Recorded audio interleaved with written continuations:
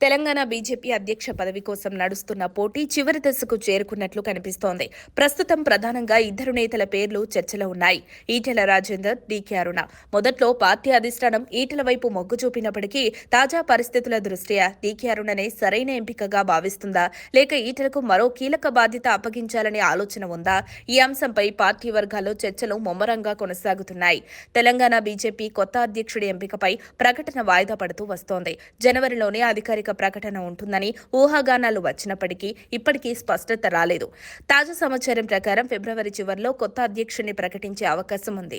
అయితే ప్రస్తుత అధ్యక్షుడు కిషన్ రెడ్డి మాత్రం స్థానిక సంస్థల ఎన్నికల ముందు కొత్త నాయకత్వం వస్తుందని స్పష్టం చేశారు. తెలంగాణ రాజకీయాలు ప్రస్తుతం బీసీల చుట్టూ తిరుగుతున్నాయి. రాష్ట్ర జనాభాలో 56% మంది బీసీలే ఉన్నారని ఇటీవల కులగణన నివేదిక వెల్లడించింది.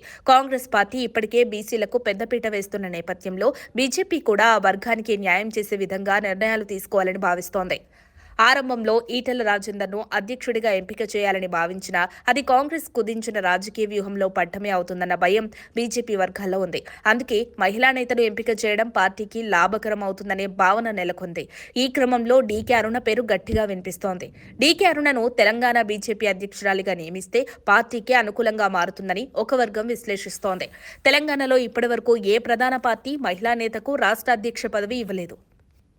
ఈ నేపథ్యంలో బీజేపీ ముందుకు వచ్చి నిర్ణయం తీసుకుంటే అది పార్టీకి బలాన్నిస్తుందని భావిస్తున్నారు. అరుణకు స్పష్టమైన రాజకీయ అనుభవం ఉంది. ఆమె 3 సార్లు ఎమ్మెల్యేగా, రాష్ట్ర మంత్రిగా పనిచేశారు.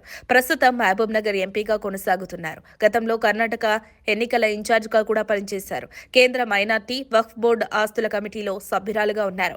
సార్వత్రిక ఎన్నికల అనంతరం కేంద్ర మంత్రిగా అవకాశం వస్తుందని అరుణ వర్గీయులు భావించిన ఆ పదవి బండి సంజయ్కు దక్కింది.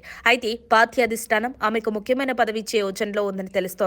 ఈటెల రాజేందర్ను రాష్ట్ర అధ్యక్షుడిగా ఎంపిక చేయకపోతే అది ఆయనకు పెద్ద ఎదురుదెబ్బే అవుతుంది.